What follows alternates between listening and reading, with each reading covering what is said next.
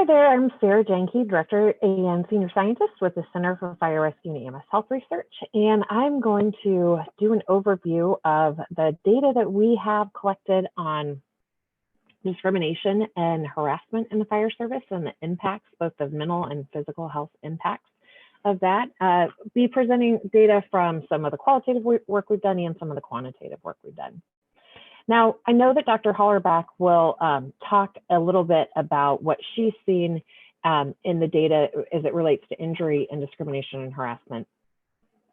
And so this quote will come up again, but I think it was also salient to this topic. So fire doesn't discriminate, will kill you either way, whether you're male or female. This is a theme that we heard consistently throughout the data that we collected on the qualitative pieces of this, and asking about, people's experiences, women's experiences with discrimination and harassment. And this came up with both men and women, but while fire doesn't discriminate, we did find a consistent theme that people often do.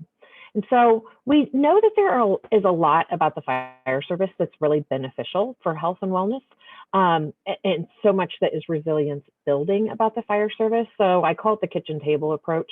And that's really just when we look at the data on what's effective for intervening with firefighters on their behavioral health, a lot of what we know is beneficial is kind of that peer approach. So the informal conversations that go on, the informal processing that goes on among firefighters, the camaraderie, and so the joking around, the dark humor. I often say that if you've made some of the jokes that you make in the firehouse at your Thanksgiving dinner table, which this year would be relatively small, if your grandma happens to be there, please socially distance and wear your mask. But if you said these jokes in front of her, she'd probably have you committed, because they seem, outside the firehouse would be pretty dark humor and inappropriate, but it is how the fire service deals with what they see. A lot of first responder groups are similar, where the joking is a little bit dark and morbid, because you deal with dark and morbid things. We also know that social support that goes on both in the firehouse and outside the firehouse is really beneficial. The debriefing, when I say that, I mean kind of the informal debriefing, not necessarily formal bring in an outside person or psychologist and all sit down and answer questions, but more of the, hey, how was that call? God, did you see this? Did you see that type of conversation? Family support, both the fire service family that is so often built within departments, but then also the network of family outside of the department too. And then just sharing experiences in the fire service identity. So much about, you can go anywhere in the country, and if you meet another firefighter and you say, oh yeah, I'm a firefighter, and there's like an immediate bond, shared conversations, shared language, all that type of stuff. So, and generally it involves touring each other's firehouses. I've learned as a child of a firefighter, I can tell you that your kids do not enjoy going to every firehouse that you pass, but that's just a fun tip. So we know that these things are all the things that work well in the fire service, and I think are the reason we don't see more mental health issues than we do. I love this meme that I found on the internet. So air tanks $100, turnout gear $1,500. Knowing your brother has your back, priceless.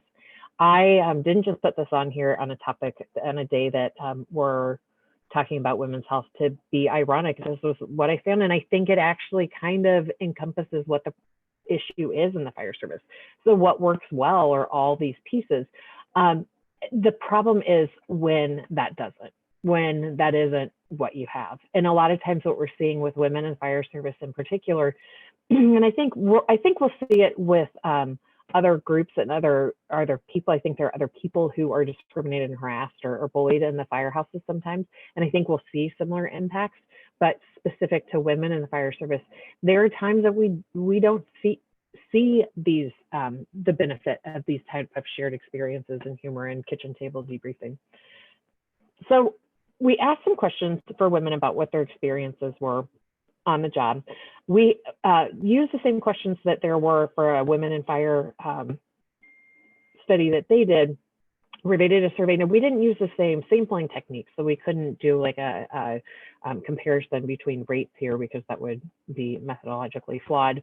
So I don't know that we have a direct comparison between these two, but The Women in Fire report card was done about almost 10 years ago, between 5 and 10 years ago. And when you look at experiences that women in the fire service reported in the last data collection we did, which was a couple of years ago, we did see rates across a lot of these experiences going down. Now, is that actually they went down, or did we just have a different sampling technique? I don't know the answer to that question.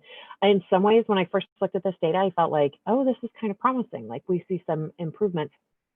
But as I looked at it more closely, I would definitely say not enough improvement. I mean, 40% of women in our latest sample still reported experiences of being shunned or isolated when they were at work.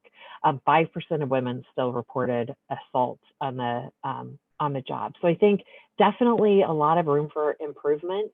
At first, I got excited to see the number of assaults went down until someone pointed out that no one should ever get assaulted at work. I think it is interesting that the number of sexual advances on the job, pornography that was experienced or viewed at work, that people were exposed to. I mean, some of these things, even if the numbers are going down a little bit, there's still things that should not be happening at the workplace and make the workplace feel pretty unsafe for a lot of people. Again, looking at some of the numbers that we had compared to where we were at before, seems like a good movement, but, and there are some, I think, good news pieces of this. If you look at my supervisor does not address complaints concerning gender-related incidents, 90% of the women that we surveyed said that their supervisor did. So I think that's great news. They knew how to handle it and did handle it. I think there's also some kind of still some bad news in here, right? So we know that the hiring processes in terms of physical health tend to be pretty fair across the genders, according to the women who have been surveyed, but 20% still said that they felt that the hiring process in their department does not fairly select and hire applicants. And I think that brings up a whole nother interesting topic about, how has the fire service been so good at keeping women and minorities out? And I think the first thing that always comes up when we talk about this is, oh, well, it's, you just have to test everyone and take the people who are best at the job. So then I think we need to start looking at what is the test for the job, and is it a fair test for the job? And I think a great example, someone brought up to me not long ago, they said, if the top 10 people in a department list, if they're all with, where if you've been able to recruit across a broad range, if all 10 are white males, no one bats an eye, but if all 10 were, Asian females, you would think, oh, wow, there's something about that process that pulls for Asian females. But we don't necessarily do that same type of critical thinking when they're all white males. So I think in terms of future research questions and different directions to go, I think that's definitely a target area. But when we started to look into women's experiences of discrimination and harassment, we wanted to look at, does it matter? Theoretically, yeah, absolutely, it would make sense that it has an impact on women, but what does the data say about that? And we love data, so we asked that question with numbers, and what we did is divided discrimination and harassment into tertiles, so low, medium, and high levels of discrimination and harassment. And first we wanted to look at, was it just something about the demographics of this group that they were experiencing more? Did we see it mostly in the younger firefighters? Did we see it mostly in the firefighters that were married or firefighters that were single? So we divided it up, low, medium, and high, and looked at demographics. And what this tells you, if you look at the p-value, you want to look, any significant finding would be a p-value less than 0.05. And what we found is there were no significant differences. So there's not a certain group in terms of targeting and how we're going to approach this. On the other side, it's really, it happens across all different demographics. And so what were the impacts? We know intuitively that it could have an impact. I was not expecting the results of this to be as extreme as they were. So women who are in the range of concern for depression, in the low range of discrimination and harassment, were about 15% in the range of concern. And this is really, to be honest, almost spot on with what we see as men in the fire service, around 15% when we use the same assessment. What's fascinating to me is if you look at the women in the high range, they were almost 3 times more likely to be in the range of concern for depression. So very real measurable impact on this. when you look at current anxiety symptoms, and this we use a continuous scale, and so anxiety score, but low range was statistically significantly lower than those in the medium and high range. So almost 5%, or not 5%, but 5 points higher in terms of symptoms of anxiety. And also people in the range of, women in the range of concern for post-traumatic stress injury or disorder. Low range of discrimination harassment, about 7%, high range, almost 17%, like 10% higher. That is both considerably higher and statistically significant. And then we also wanted to look at, so we know there's a mental health impact, but is there physical health impact? And we found absolutely is. So on average, women in the low range were reporting about 2.8 days of poor physical health. Women in the high range were like a day and a half more than that. So again, statistically significant increase. And also when we look at injuries, and this is, there's all these approaches for how do we decrease injuries in the fire service? How do we impact that? Measurable impact here. So low range, if you ask if they've had an injury in the past year, 36% in the low range, 56%, 20% higher in the high range. So I think, again, very real and measurable impact of discrimination harassment, both in mental health and physical health.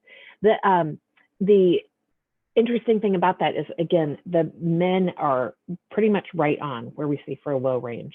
Their numbers are pretty close to what we see for women. Now, when we asked, and we get to the end of these interviews and focus groups where women tell these horrific stories about their experiences and being put at risk on purpose because of their gender to prove a point, blah, blah, blah. We'd say, oh man, so you wish you hadn't taken this job. And they would say, like, almost to the person, oh no, best job in the world. I love the job.